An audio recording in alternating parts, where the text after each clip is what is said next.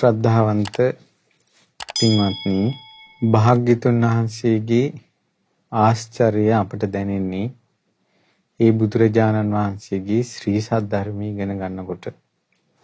ධර්මයෙන්ම තමයි බුදුරජාණන් වහන්සේගේ අසිරිය පේන්න ගන්නෙ.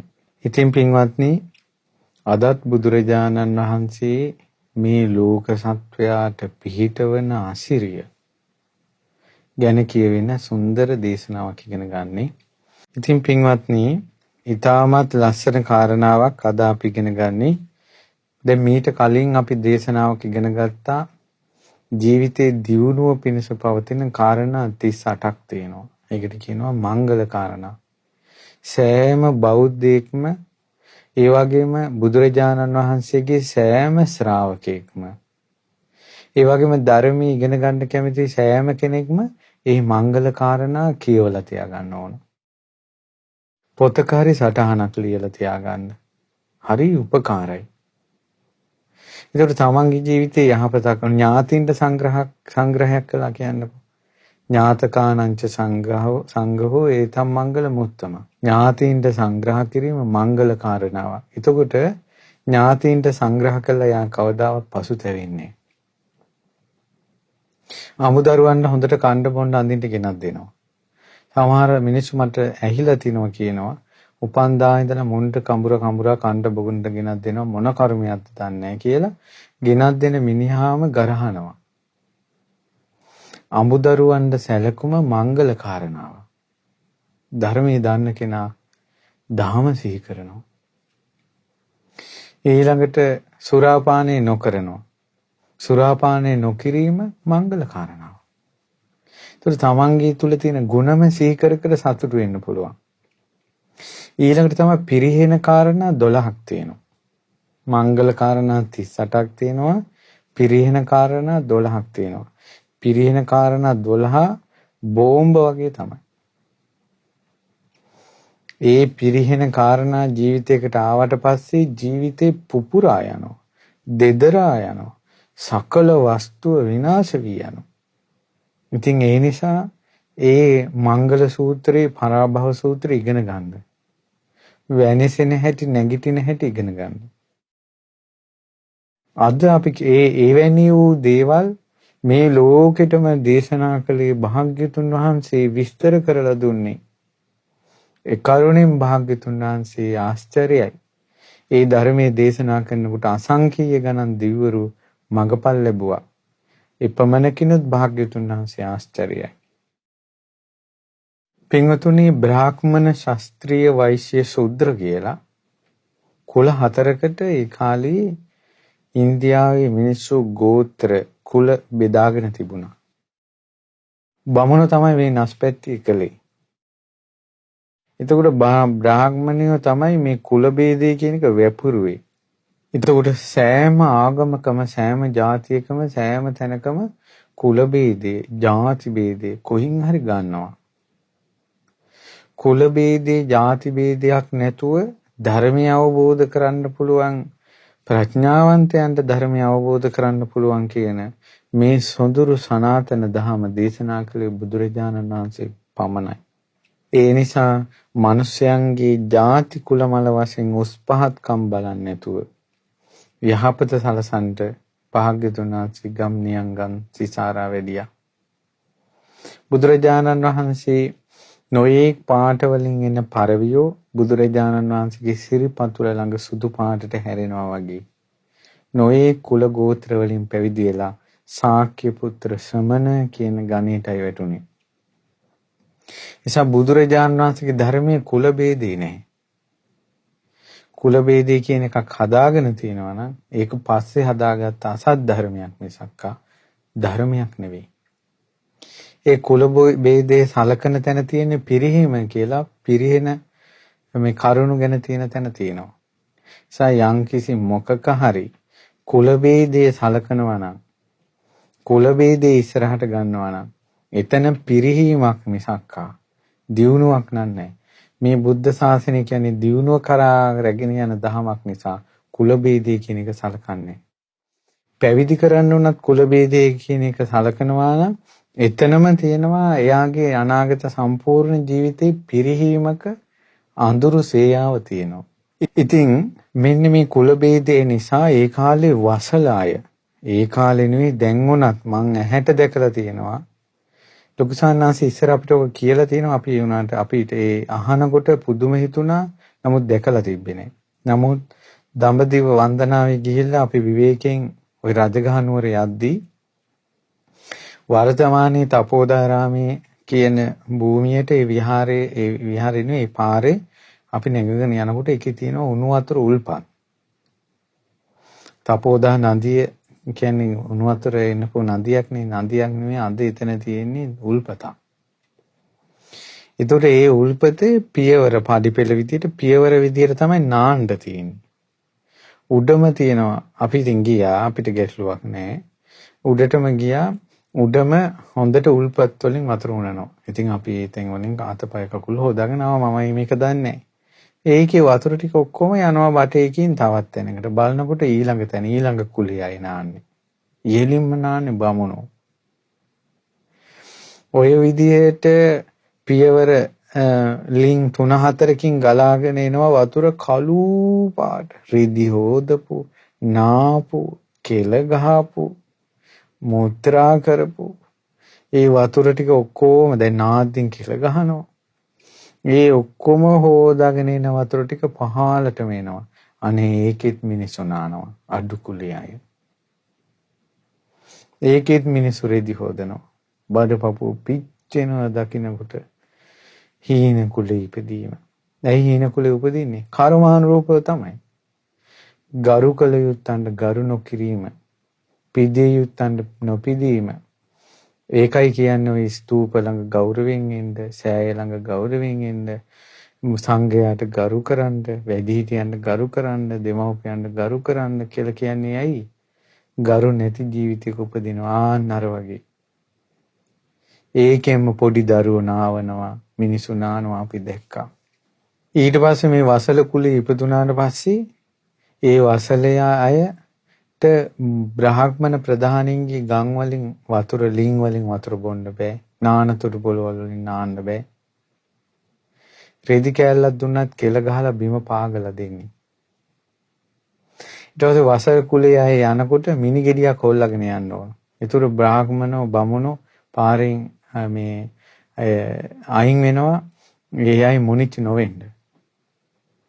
බමුණන්ගේ වැසිකිලි වලවල් හොදන්න සුද්ධ කරන්න වසලිය වෙන්න ඕන. ඒ බමුණු ගමේ යනකොට කෙලමාල්ලක් අපි දැකලා තියෙනවා. කෙලමාල්ලක් මෙතන එල්ලගෙන යන්න ඕන. ඒ ගහන කෙල මේ කෙලමාල්ලට වැටෙනවා. ඒ කියන්නේ මෙතන පොඩි මේ පොල් කටු වලින් වගේ භාජනයක් පපුව එල්ලගෙන යනවා. කෙල ගහන්න ඕනේ ඒකට. ඒ බමුණන්ගේ ගමට සුද්‍රේකුට වසලේකුට කෙල ගහන්නවත් බෑ. ඊට පස්සේ එයා ඇවිදගෙන යනකොට පිටිපස්සෙන් මොනර පිල් කලඹක් හෝ ඉදලක් වගේ ඒ දෙයක් පිටිපස්සෙන් ඇදගෙන යනවා. Taman අඩිය තියෙන පියවර මැකෙන්න. එතකොට පියවරක්වත් තියාගන්න බෑ. බමුණෙක්ගේ දිහා හිස උසවලා බලන්න බෑ. බමුණු කියන මන්ත්‍ර කිව්වොත් සුද්‍රයන්ගේ දිව කපලා තියෙනවා. ඊට පස්සේ ඒ සුද්‍රයන්ගේ ගමේ ඇහැට කන්න පේන්න කෙල්ලෙක් හිටියොත් ඒ කෙල්ල බමුණු අරන් යනවා. ගිහිල්ලා විනාශ කරලා ආයෙ ගමට ගෙනත් දානවා. ආයෙ කතා බතා නඩු අසාධාරණ කතා මොකවත් නැහැ. මේ වගේ සුද්‍රයෝ අනන්ත අප්‍රමාණ දුක් විඳ ඉන්නේ. අනේ ඒ වගේ කුලේ හිටපු සුනීත නේද භාග්‍යතුන් වහන්සේ සුවපත් කළේ. ඒ වගේ බැට කාපු සුනීත නේද භාග්‍යතුන් වහන්සේ ඒ සුනීතට නේද පිහිට උනේ. බුදුරජාණන් වහන්සේ සුනීත ළඟට එනකොට සුනීතගේ බඩපපුව පිච්චිලා ගියා. දිව්‍යයන් බඹුන් වඳින රාජ මහා මාත්වරු වඳින උත්තමයාගේ ඇහැ ගෙටෙයි මට රජ සිටු මැතිවරුන්ගෙන් දඩුවම් ලැබෙයි. මේ උත්තමයා පැමිණි වීදියට මම ආවා කියලා. නමුත් බිම් බලාගෙන බයෙන් විවුලා ඉන්න සුනීත රන්වන් රන් සිරිපා දැක්කා. තඹවන් රැස් විහිදෙන නිය සහිත බුදුරජාණන් වහන්සේගේ සිරිපා. දුටු සැනින් ගින්දරක් ජලයේ නිවියනවා වගේ හිත නිවි ගියා. හිස ඔසවලා බැලුවා. ඒ සුන්දර මුව මඩල මහා පුරුෂ ලක්ෂණයන්ගෙන් හෙබි. සුනීත මහණ වෙමුද? මාව පැවිදි කරනවද? සුනීත කැමති නම් පැවිදි කරන්න පුළුවන්. ස්වාමීනි මාට පිහිට වෙන්න. මේ දුකින් මාව නිදහස් කරවන්න කිව්වා. සුනීත මෙහෙ එන්න. භික්ෂුව මෙහෙ එන්න. ස්වාකාන්ත ශාසනය හැසිරෙන්න කිව්වා. අර කසල ගොඩ අතුරුදහන් වුණා. මැස්සෝහා නැංගේ කිලිටි නැති වුණා. කිස් රැවුල් බෑවෙලා සාන්ත ශ්‍රමණෙක් වුණා. උන්වහන්සේ නිකලෙස් වුණා. දවසක් උන්වහන්සේ සුනීත මහරහතන් වහන්සේ භාවනා කර කර ඉන්නකොට මහා බ්‍රහ්මයා ඇවිල්ලා සුනීත මහරහතන් වහන්සේගේ සිරිපා ළඟ දන ගහලා වඳිනවා. බුදුරජාණන් වහන්සේ දුටුවා. පින්වත් මහණෙනි, බ්‍රහ්මේකට වඳිනවා කියලා. බමුණු සියල්ල වඳින මහ බ්‍රහ්මයා සුනීත මහරහතන් වහන්සේගේ සිරිපා වඳිනවා. එතෙන්ද ගෙනාවේ කවුද? මගේ බුදුරජාණන් වහන්සේ. ශාස්ත්‍රෝන් වහන්සේ සරණ යාමේ ආශ්චර්ය බලන්න. අච්චර දුක් විඳින වසල කුලේ. ඒ නිසා ඒ වසලයා කියන වචනේ ඒ කාලේ නින්දිතයි. පහත් ඊළඟට බොහෝ පීඩා සහිත නපුරු කර්කස වචනයක්. වසලයා කියන්නේ අන්තිම නරක වචනේ වසලයා. ඉතින් බලන්න පින්වත්නි, අපි සරණ ගිය බුදුරජාණන් වහන්සේ මේ ලෝක සත්වයාට පිහිට වෙන හැටි මේ සූත්‍ර දේශනාවේ නම වසල සූත්‍රය. ඒකයි මම වසලයා ගැන කිව්වේ. ඒ කාලේ භාග්‍යතුන් වහන්සේ සවැත් නුවර දිවුරන්විහිරි වැඩ සිටි බුදුරජාණන් වහන්සේ පෙරවරුවේ පිණ්ඩපාතේ වැඩම කළා. ඒ කාලේ අග්ගික භාරද්වාජ ගිනි පුදන භාරද්වාජ බමුණා තමන්ගේ නිවසේ ගිනි දැල්වුවා. ගිනි දැල්වලා ගිනි පූජා පිණිස ද්‍රව්‍ය පිළියෙල කළා. භාග්‍යතුන් වහන්සේ ගෙපිලි වලින් වැඩම කරලා අග්ගික භාරද්වාජගේ ගෙදරටත් වැඩම කළා. දුරින් එන බුදුරජාණන් වහන්සේ දුටුවා. දකින්නකොටම හිතුණා අද නම් මේ වැඩේ හරියන්නේ නැහැ. මගේ ගිනි පූජාව සාර්ථක වෙන්නේ නැහැ. හිස මුඩු කරපු ශ්‍රමණෙක් එනවා. එතකොට ශ්‍රමණෙක් දකින්න එක හොඳ නැහැ. හාමුදුරුවෝ නමක් දකින්න එක හොඳ නැහැ කියන එක බමුණන්ගේ බමුණු අදහස්. ඒ කාලේ තිසරණ සරණ නොගිය කුලවාදයේ කරපින්නාගත්ත සමාජයේ පාගන්න ඉපදිච්ච බ්‍රාහ්මණයන්ගේ බමුණු අදහසක් ඒක. ශ්‍රමණයන් දකින්න එක හොඳ නැහැ කියන එක.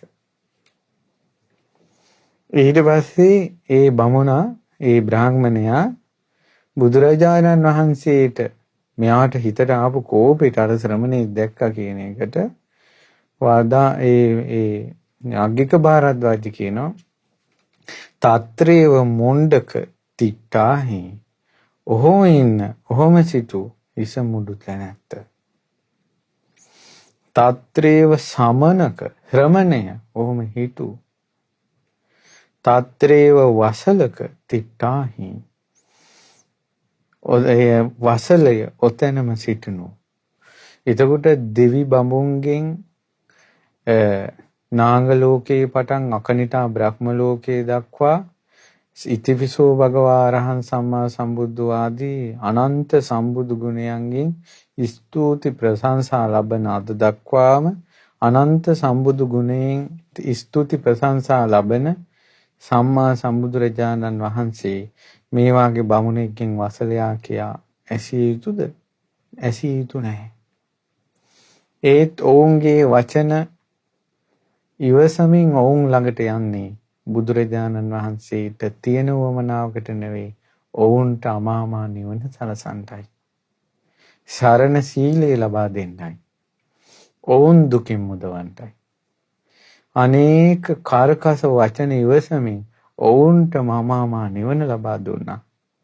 ඔවුන්ටම සරණ සීලය ලබා දුන්නා. ඒ භාග්‍යතුන් වහන්සේ ඒකාන්තයෙන් ආශ්චර්යයි. මේ බ්‍රාහ්මණයා පැවිදි වෙනවා කියලා නෑ මේ සූත්‍රය අවසානයේට. සරණ සීලයේ පිහිටනවා කියලා තියෙන්නේ. නමුත් භාග්‍යතුන් වහන්සේ නිස්කාරණේ වඩින්නේ නෑ.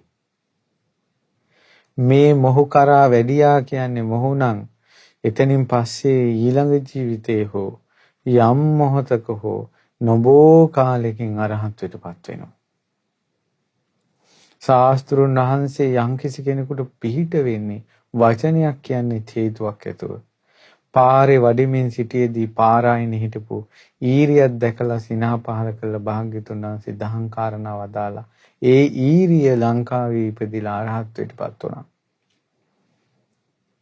බුදුරජාණන් වහන්සේ නමකගේ මහා කාරුණික බැල්ම කෙනෙකුට ලැබුණා කියන්නේ ඔහු සසර දුක් කෙලවර කරගන්නවා.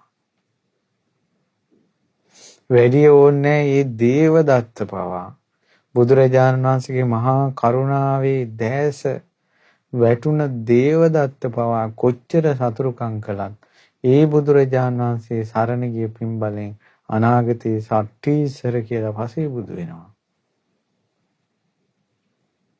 බලන්න පින්වත්නි සම්මා සම්බුදුරජාණන් වහන්සේ නමකගේ අසිරිය. දැන් මෙහෙම කියද්දී දැන් මේ නපුරු වචනේ නරකම වචන වලින් තමයි බුදුරජාණන් වහන්සේට දොස් කිව්වේ. ගැරෙහිව්වේ. ඈත තියා දැත් අත දික් කළා කියනවා. නවතියන්. එන්න එපා. මෙහෙම කියද්දී බුදුරජාණන් වහන්සේගේ මුව මණ්ඩලයේ අංශු මාත්‍රයක වෙනසක් නැහැ. ඒකට මේ බ්‍රාහ්මණයා පුදුම වුණා. එක ඒ වේලෙහිම බුදුරජාණන් වහන්සේ අහනවා ජානාසි පනත්වම් බ්‍රාහ්මණ වසලං වා වසර කරණීවා ධම්මේති. වසලෙක් වෙන හැටි හෝ වසලෙක් වන කරුණු බ්‍රාහ්මණේ නුඹ දන්නවද? ඊට පස්සේ ඒ බ්‍රාහ්මණයා බුදුරජාණන් වහන්සේගේ කාරුණික වචනවලට ඒ තරහ නිවුණා. බුදුරජාණන් වහන්සේගේ පැත්තටම හිත නැමුණා. අර බැන හිටපු එක්කෙනා එකපාරම කියනවා මං ওই වසලෙක්වත් වසල කරන ධර්මයක්වත් මම දන්නේ නැහැ. ඊට පස්සේ කියනවා හැබැයි සාදු මේ භවං ගෝතමෝ තථා ධම්මං දේශේසි යතාහං ඥානීයං වසලං වා වසල කරණේවා ධම්මෝ. ඒ වුණාට බවක් ගෞතමයන් වහන්සේ. ඊටු මෙයා බුදුරජාණන් වහන්සේ අඳුරනවා. ගෞතම ශාක්‍ය පුත්‍ර සමණයන් වහන්සේ කියලා. ගෞතමයන් වහන්සේ මට එහෙනම් කියලා දෙන්න. මම ඒක අහන්නම්. මේ තමන් විරුද්ධව කතා කරපු කෙනාගේම ජීවිතේ යහපත අහගන්න තරම් ඒ කාලේ මිනිස්සු හරි පුදුම සහගතයි. අද අපි කෙනෙකුට අමනාප වුණොත් අකමැති වුණොත් එයා කියන දේ අහයිද? මේක තමයි පුදුමේ. මේ තමයි බුදුරුන්ගේ ආශ්චර්යය. අනිත් කෙනා නැමෙනවා. යහපතම ඉල්ලනවා. තමන්ට වසලයා කියලා දොස් කියපු කෙනාටම යහපත කියලා දෙනවා. බැනපු තැනින්ම නිවන උපදවනවා. එතකොට බුදුරජාණන් වහන්සේ වදාළ එනම් බ්‍රාහ්මණේ අහන්න. දැන් මේ පිණ්ඩපාතේ පාත්‍රය අතේ තියාගෙන මිදුලේ සිටගෙන සිටින්නේ. අර බ්‍රාහ්මණයාත් ඉදිරියේ සිටගෙන සිටින්නේ. හොඳට නුවණින් විමසන්න මා කියලා දෙන්නම්. එහෙමයි මේ භවත පින්වත එසේය කියලා හිත නැඹුරු කළා. බුදුරජාණන් වහන්සේ වසලෙක් වෙන හැටි වසල කරන ධර්ම දේශනා කළා. මේ කරුණ ඔබ තුල තියෙනවා නම් ඔබත් ඉතින් මේ නම යොදා ගන්න වෙනවා. අපි තුල තියෙනවා නම් අපිත් යොදා ගන්න වෙනවා. ඒ නිසා තම තමන්ගේ චරිත තමන් හොඳ ශ්‍රේෂ්ඨ සුපිරිසුදු චරිතද නැත්නම් වසල ගති තියන අයද කියලා මේ සූත්‍රයෙන් බලන්න වෙනවා. නමුත් මේ සූත්‍ර දේශනාවේ අරමුණ තමයි අපි මේ භාග්‍යතුන් වහන්සේගේ ආශ්චර්ය බුදුරජාණන් වහන්සේ ලෝකයට මේ ධහම විවර කළා. මිනිසු සැපයටපත් වුණා, යහපතටපත් වුණා. කෝදනෝ උපනාහිච පාප මක්ඛීච යෝ නරෝ. පළවෙනි වසල කරන ධර්මය තමයි ක්‍රෝධය. තරහා යනකම ගතිය, පුපුරන ගතිය, කොරෝදේ. පුපුරවා ඉන්න තරහා හිතේ තියාගෙන ක්‍රෝධ කරනවා, අමතක කරන්නේ. මේක තමයි පළවෙනි වසල ගතිය. ඒ වාගේ ගති ඒ වසලයා කියන්නේ අර මං ඉස්සෙල්ලා කිව්වේ කෙල මාලාවක් තියාගෙන පාරේ යනකොට අඩිපාර මකාගෙන බිම් බලාගෙන බමුණන්ගින් බැට කකා යන වසලෙක් ඉන්නේ. ඒ වාගේ වසලෙක් කියන්න සුදුසුයි මේ තරහෙන් පුපුරව ඉන්න චරිතවලට. ක්‍රෝධ කරන ගතිය. ඒ නිසා ඔබට ධර්මය අහන්න කැමති ඔබ ජීවිතේ යහපත් කරගනු කැමති ඔබට තරහක් ආවොත් ඒ තරහට නිඳා කරන්න මේ නුඹ වසලෙක් වෙනවා. ඒ තරහට නිඳා කරන්න. ඊට පස්සේ උපනාහීච. උපනාහි කියන්නේ බද්ධ වෛරය. ඒක අතාරින්නේ නැහැ, දිගින් දිගටම ගෙනියනවා. බද්ධ වෛරය. සමහර වෛර තියෙනවා පරම්පරා ගණනකින් පලි ගන්නවා. බද්ධ වෛරය. ඊළඟට පාප මක්ඛීච යෝනරෝ. ගුණ මකුකම. පාපී ගුණ මකුකම. කියන්නේ කෙනෙක්ගේ හොඳක් කියනකොට ඔය කිව්වට කියලා එයාගේ වැරද්දක් කියනවා. කෙනෙක්ගේ හොඳක් කියනකොට ඔය කිව්වට කියලා එයාගේ වැරද්දක් කියනවා. ඒතකොට හොඳක් කියනකොට තවත් මොකක් හරි වැරද්දකින් ඒක වහනවා. ඊට පස්සේ දැන් ඕන කිව්වොත් එහෙම අම්මේ මේ උපාසකම හොඳයි කියලා කියපු ගමන් මේ උපාසකමත් හොඳයි. ඔය හොඳයි සිරිරෙද්ද පොරවගෙන තුන්ගේ වල වල කරන වැඩ මෙහෙමයි. කියලා අර හොඳයි සිල් ගන්න ආවා කියන ගුණේ කියනකොට අර වෙන එකක් කියලා වහනවා ඒක. හරියට ඉන්නවා ගුණමක අය. ඊළඟට හොඳයි මෙයා හොඳයි කියනකොට එක්ක ඔයාගේ කුලේ ඇදලා ගන්නවා. දෙමව්පියන්ගේ වැරද්දක් ඇදලා ගන්නවා. මොකක් හරි එකක් ඇදලා අරන් අරයාගේ ගුණේ වහනවා. ගුණමකු. ඊළඟට විපන්න දිට්ඨි මායාවි මිසදිටුයි මායයි තංජඤ්ඤා වසලෝ ඉති. එයා දැනගන්න වසලි කියන මායා කියන්නේ කපටි. කතාවෙන් බහෙන් බැල්මෙන් කරකවල ගන්නවා. අයහපතට. මේකට කියනවා මායා ගතිය. එයා තමයි හිතේ එකක් තියාගෙන පිටට එකක් පෙන්නනවා. ඒකට කියන්නේ මායා. මේ ඔක්කොම වසල ගති. ඒකජං වා ද්විජං වාපි යෝද පානානි හිංසති යස්ස පානේ දයා නත්ති තංජඤ්ඤා වසලෝති. මව් කුසෙන් ඉපදුන බිජුවටින් ඉපදුන ලෝයේ සත්වයෝ වනසනවා.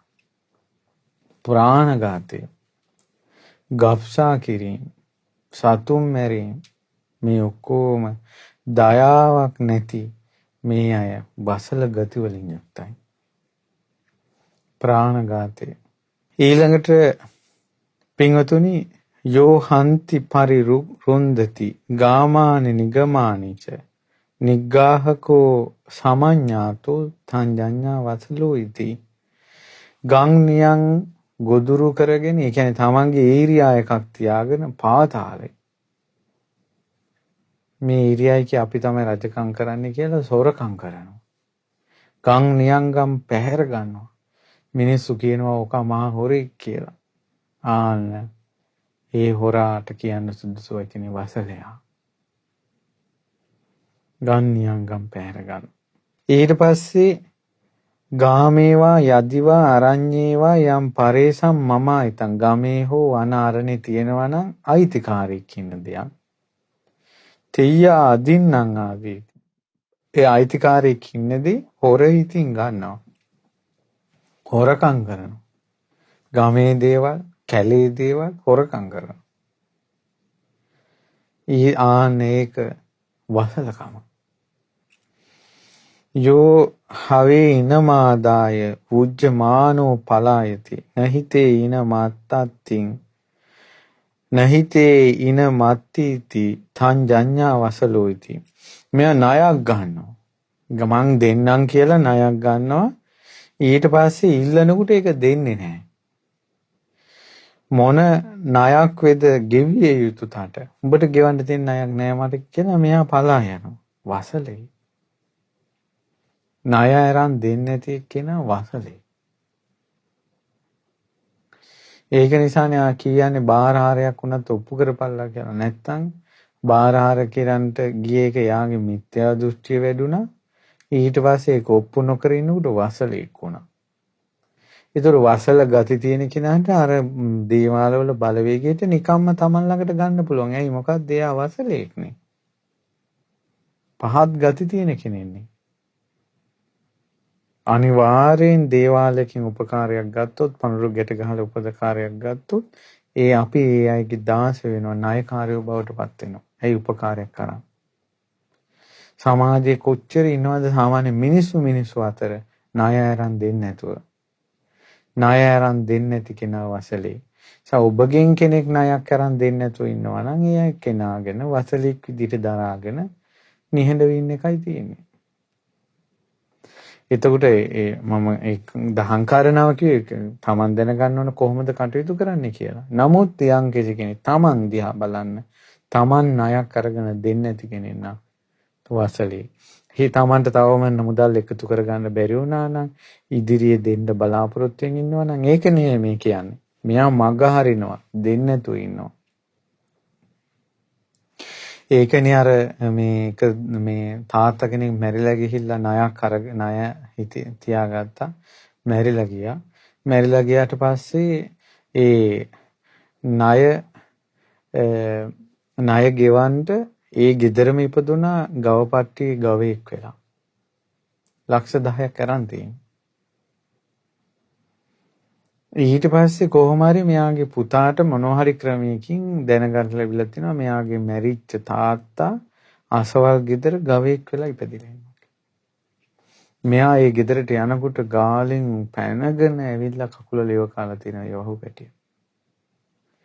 ඊට පස්සේ මේ වහුපැටිය මට දෙන්න කියලා එහින් කියනකොට ඇයි මේ මොකද කියලා අහනකොට අවසානයේ මෙයා කියලා කාටවත් කියන්න එපා මේ වහුපැටිය අකාම අපේ මැරිච්ච තාත්තා. ඊට පස්සේ කොහොමද දෙන්න බෑ.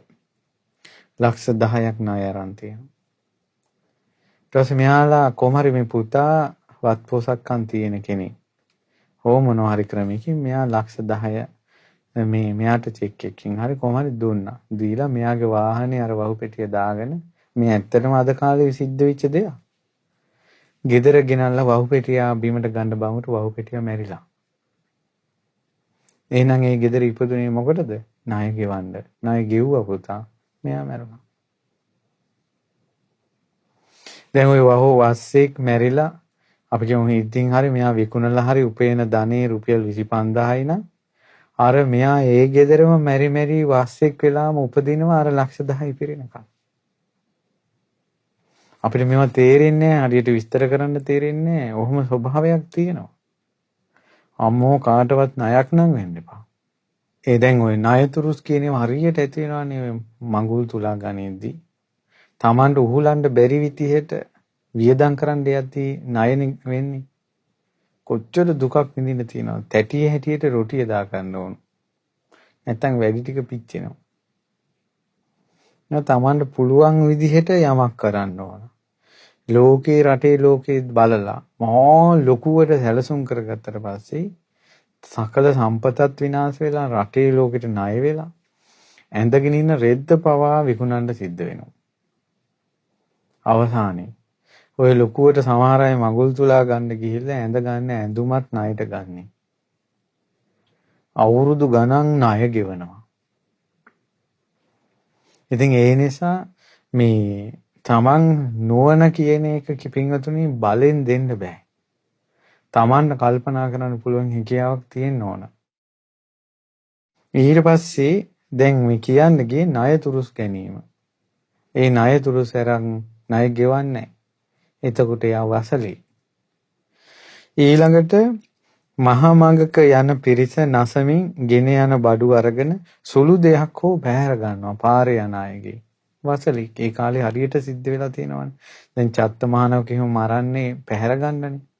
ඒ නිසා අද කාලේ වුණත් පාර අයිනක ඉඳගෙන කවුරු හරි යම් කිසි කෙනෙක්ගේ යම් දෙයක් ගන්නවා නම් පැහැර ගන්නවා නම් වසලෙක්. ඊට පස්සේ යෝ අත්ථ හේතු පර හේතු ධන හේතු ච යෝ නරෝ සක්කි පුට්ටෝ මොසා බ්‍රූහි තංජඤ්ඤා වසලෝ ඉති. තමාගේ හෝ වෙන කෙනෙක්ගේ හෝ එහෙම නැත්නම් ධනය හෝ වෙන දෙයක් මුල් කරගෙන මෙයා බොරු කියනවා.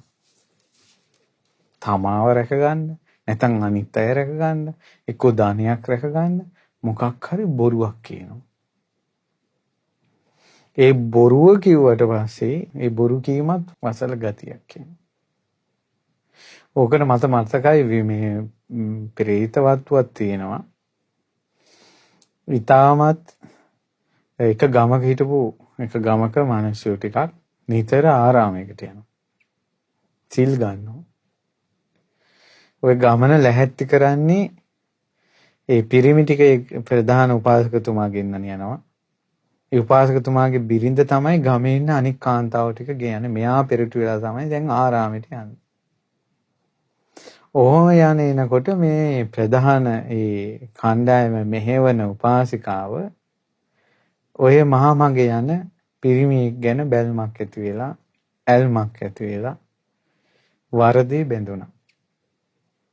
මොන දැන් සීලේ ගැඩුණා. වැරදි කාමසේවණී යෙදුණා. ඒතර මෙහිම පටලැවිල්ලක් තියෙනවා කියලා අනිත් බවලත්තු ටික දැනගත්තා.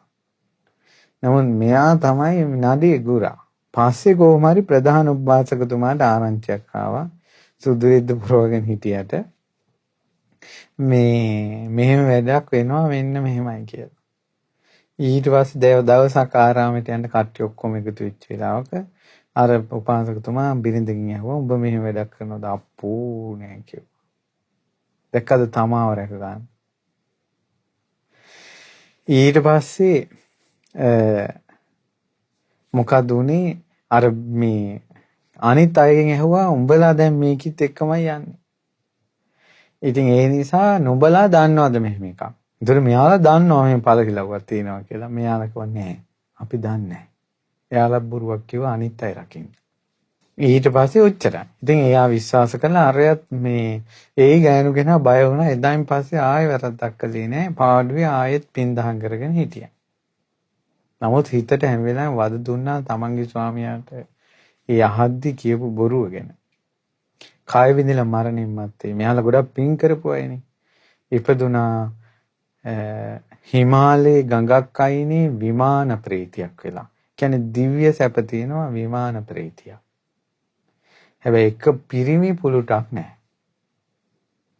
පිරිමියෙක් මුල් කරගෙනද සත්පුරුෂයෙකුට බොරුවක් කිව්වේ කර්මාන රූපව කරපු පින් වලට සැප සම්පත් විඳිනවා පිරිමියෙක් නැහැ. නමුත් හිත ඇතුලේ කාම ආසාව පිරිමියෙක් ඇසුරු කරන ආසාව බුරා ඒ විමාන ප්‍රේතියන් දෙනවා. නමුත් පිරිමි නැහැ. ওই විදිහට අවුරුදු දහස් ගණන් බොහෝ කාලයක් දුක් විඳ හිටියා කියනවා. දවසක් වැද්දෙක් ඇවිල්ලා ඒ වැද්දා දකින්නකොට අර විමාන ප්‍රේතිය දුවගෙන ඇවිල්ලා වැද්දාව පොළඹව ගන්න හදද්දි වැද්දා බය දුවලා තිනවා. ওই විමාන කතාවක තියෙනවා ඔක. මේ പ്രേත වස්තුවේ. එතකොට බලන්න ඒ වගේ විමාන ගොඩාක් තියෙනවා. Taman වරදී ඉදිලා ස්වාමියාට එක සංගවලා එහෙම නැත්නම් ලෝකෙට සංගවලා ඒවා හිතේ හංගගෙන පැසව ඉන්නවා. ඊට පස්සේ පිනක් දහමක් කරේ නැත්නම් දුගතියටම යනවා. මහා පිනක් දහමක් කරගෙන හිටියත් හිත හදාගෙන වරදින් නැගී හිටින පියවරට ආවේ නැත්නම් සමහර වෙලාවට ওই වගේ විමාන පෙරේත ලෝකවල ඉපදිලා අදටත් ඇති දහස් ගණන් අපිට පේනවා. ඒ දුක වැඩිපුර දැනෙන්නේ එච්චර දිව්‍ය සැප සම්පත් විඳින ගමන් මේ ස්වාමියෙක්ගේ අවශ්‍යතාවය දැනෙනවා. පිරිමියෙක්ගේ අවශ්‍යතාවය දැනෙනවා නැහැ. දකින්නවත් නැහැ. ඉතින් ඒ නිසා මම මේ කාරණාව කියේ බොරු කීම ගැන. බොරු කියනවා කියන එක සමාජයේ හරියට තියෙන බොරු කීමේ විපාක තියෙනවා. දිව නැතුව උපදිනවා. ඊළඟට දරුවන් නැතුව වෙනවා. ඉපදුනත් දූලා උපදිනවා. ඊළඟට දරුවෝ ගොඩක් හිටියත් දරුවෝ දාලා තමන් අවසානයේ තනි වෙනවා. ඊට පස්සේ පාරම්පරික ඉඩම් භුක්ති විඳින්න බැරුව යනවා. ඊළඟ මුඛ රෝග හට ගන්නවා. තමන්ගේ වචන පටලැවෙනවා. ඊළඟට මුඛයේ ගන්ධසාර වෙනවා. ඊළඟට බොරු කීමේ විපාක. තමන් කියන දේ අනිත් අය අහන්නේ. අභූත චෝදනා එනවා. මේ බොරු කියනවා කියන එක මහා පාපයක්. ඊට පස්සේ පින්වතුනි දැන් මේ වසල කරන ධර්ම දැන් තියෙන ඥාති මිතුරන්ගේ අඹුන් වෙත සැහැසි ලෙස හෝ කැමැත්තෙන් යන කුලසිරිත් බිඳ වරදේ හැසිරෙන කෙනා දත යුතු වසල විලසින. තමන්ගේම හිතවත් තමන්ගේම ඥාතින් සමහරට තමන්ගේම සහෝදරයන්ගේ බිරින්දෑවරු නොමගට ගන්නවා. පරදාන සේවනය කරනවා. සමහර ස්ත්‍රීන් තමන්ගේම ඥාතීන් තමන්ගේම මේ සහෝදර ඒ වගේම ඒ වගේ අයත් එක්ක වරදී හැසිරෙනවා. මේ ඔක්කොම වසල ගති. දුගතිය උපදිනවා මනුස්ස ලෝකෙ ඉපදුනත් වසල කුලයක තමයි. ඉතින් කැමැත්තෙන් ගියත් අකමැත්තෙන් ගියත් ඒ වරද්ද කැමැත්තෙන් වුණත් අකමැත්තෙන් වුණත් ඒක වසල කියන ගන්නට වැටේ. ඕක තමයි වසලකම කියන්නේ. ඊට පස්සේ තියෙනවා යෝ මාතරං වා පිතරං වා චින්නකං ගත යොබ්බන. මේක පරාභව සූත්‍රෙත් තිබ්බා. තමන් හොඳට කාලා බීලා ඉන්නවා වයසට ගිය දෙමව්පියෝ දිහා බලන්නේවත් නැහැ. වසලකම. ඊට පස්සේ මාපියන් හෝ සොහිරන් ගැන නෑසියන් හට හෝ දුකක් දෙන කෝපයෙන් දොස් පරොස් පවසන කෙනා වසලේ දනුව මෙලසින. අම්මා තාත්තට සහෝදරයන්ට වද දෙනවා. තරහා ගත්ත ගමන් ඉන්නේ වද දෙනවා. මේ අයත් වසලයි කියනවා. දැන් මේවා දැනගෙන මේ වගේ නැගී හිටින්න ඕන. මේ වසල ගති දුරු කරලා ශ්‍රේෂ්ඨ ගති උපද්දවන්න ඕන. අපේ ජීවිතයේ තියෙන වසල ගති මොනවද? ශ්‍රේෂ්ඨ ගති මොනවද කියලා දැනගත්තොත් මේවා අයින් කරලා මේවා කරන්න. දැන් හාල් ටිකක ගල් තිබ්බොත් මේවා හාල් මේවා ගල් කියලා වෙනම තේරුම් ගන්න එපා. ඒතොන්නේ ගල් ටික අයින් කරන්නේ වී අයින් කරන්නේ ස්පිරිසුදු හාල ගන්න. ඒ වගේ මේවා හොඳයි මේක නරකයි කියලා Tamanට තේරෙන්න ඕනේ.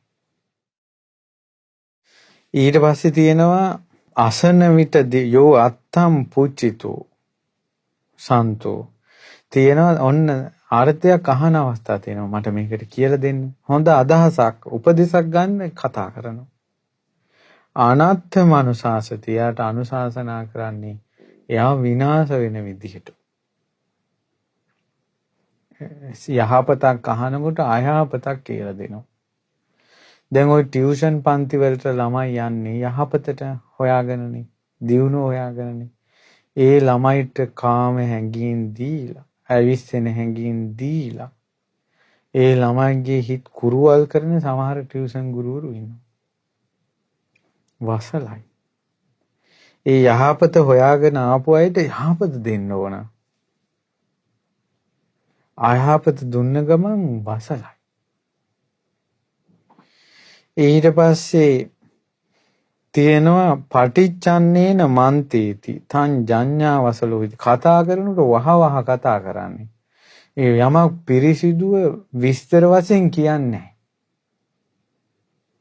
හංග කතා කරන මොන කෙහිල නැද්ද ඒ වගේ හරියට යමක් කියන්නේ හංග කියන වසලයි යෝ කତ୍වා පාපකං කම්මං මාමං ජඤ්ඤාති ඉච්ඡති යෝ පටිච්චන්න කම්මන්තෝ තං ජඤ්ඤා වසලෝ ඉති යංගසි කෙනෙක්ගෙන් පව් වැඩක් වෙනවා මෙයා මේක හංගනවා විවෘත කරන්නේ සංගවාගෙන හොරෙන් පව් කර ඉන්නවා සංගවාගෙන පව්කම් කරනවා කියන්නේ වසල ගතිය කෙනෙක්ගෙන් වැරද්දක් අඩුපාඩුවක් වෙන්න පුළුවන් ඒක යා විවෘත කරන්න ඕන ඒකට ප්‍රතිකර්ම කරගන්න ඕන යම්කිසි කෙනෙක් තමන්ගේ වරද සංගවන්නේ නැත්නම් තමන්ගේ වරදට ප්‍රතිකර්ම කරගන්නවා නම් එයා සුගතිය උපදිනවා කියනවා. බලන්න වැරදිත් වෙද්දෙන්නේ. යම්කිසි කෙනෙක් වරද්දක් වෙනවා නම් ඒ පිළිගන්නේ නැත්තම්, ඒකට ප්‍රතිකර්ම කරගන්නේ නැත්තම් එයා දුගතිය උපදිනවා.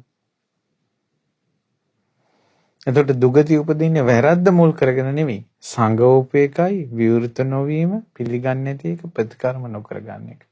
ඊට පස්සේ තියෙනවා යෝචේ පර කුලං ගන්්වා බුත්වාන සුචි භෝජන ආගතන්න පටි පූජේති තං ජඤ්ඤාවසලෝති. දැන් තමන් ගෙදරකට ගිහිල්ලා හොඳට කාලා බීලා එනවා. තමන්ගේ ගෙදරට ආවට පස්සේ සලකන්නේ වසලයක්.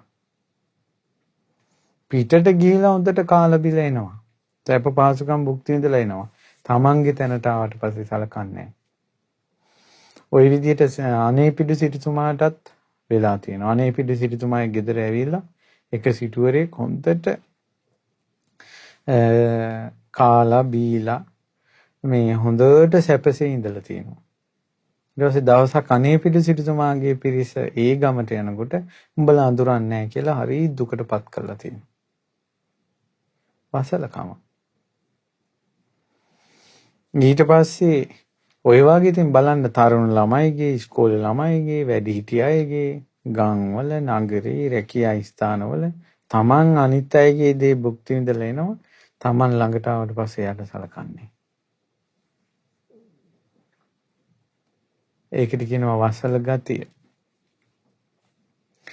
ඊට පස්සේ තියෙනවා මෙයාගේ ස්වභාවය තමයි ශ්‍රමණ බ්‍රාහ්මණයන් නිවසට එනවා. නිවසට දුගී දුප්පත් අය. අපි අර මේ පරාභව සූත්‍රේ ආවට පස්සේ බොරුවෙන් වංචා කරලා යවනවා දෙන්නේ. ශ්‍රමණයන්ට බොරු කියන එක, ඊළඟට දුගී දුප්පත් අයට යාචකයන්ට බොරු කියන අය වසල ගතියක් කියනවා. නෑ තියෙද්දි නෑ කියනවා. නෑ මොනවද දෙන්නේ නෑ ඵලයල්ලා කියනවා. මිනිස්සු අතපානවා. අතපදි නෑ යනවා. උන් ඕව අරන් බොනවා කියනවා. හොඳට බලන්න. ඇත්තට මේ දුගී දුප්පත් අසරණ අයට සොච්චමක් හරි දෙනවා කියන එකක් තියෙන්නේ මේ ලංකාවේ විතරයි. මේ හිඟන මිනිසුන්ට දෙනවා කියන එක මේ ලංකාවේ, ඉන්දියාවේ දෙන්න බෑ. ඉන්දියාවේ ඇවිස්සෙනවා. මේ අපිට පොඩි අවස්ථාවක් තවත් කෙනෙකුට දුගියෙකුට දෙනවා කියන එකක් තියෙනවා. ඉතින් මිනිස්සෙක් කියලා අතපෑවට පස්සේ තියෙන දෙයක් දෙන එක මනුස්සකම. ඒක අරන් බොනවද නැද්ද කියන එක ඒ මිනිස්සයාගේ එකක්. අපේ ගුණය තමයි දෙන එක. ඒ නිසා මිනිස්සෙක් ළඟට ඇවිල්ලා අතපෑවුවොත් නොදීන් දෙපා. ඒක ඔබගේ මනුස්සකමට හොඳ නැහැ. ඔබට යමක් ලැබුණේ පිනකට, ඒ පිනට හොඳ නැහැ ඒක. තමන්ට ලැබීමේ පිනට ගරු කරන්න. ඔබට ඒ යමක් ලැබුණේ දුන්න නිසා. ඒ දුන්න නිසා ලැබුණේ කියන එක ප්‍රකට කරන්න දීලා. දුන්න නිසා ලැබුණා කියන ගුණයට ගරු කරන්න තවත් කෙනෙකුට දීලා. ජීවිතේ කැමැත්තක් ඇති කරගන්න, ජීවිතේ අංගයක් කරගන්න කවුරු හරි අතපෑවොත් දෙනවා එක. ඉල්ලන කෙනාට දෙන එක. සමන බ්‍රාහ්මණයන්ට බොරු නොකියන එක. ඊට පස්සේ තියෙනවා අසතං යෝධ පබ්‍රූති මෝහේන පලිගුන්ටිතෝ. ඒ කියන්නේ යමක් ලැබුමට කැමැති වෙ ඉන්න කෙනෙකුට දැනගම් බොරු කියන.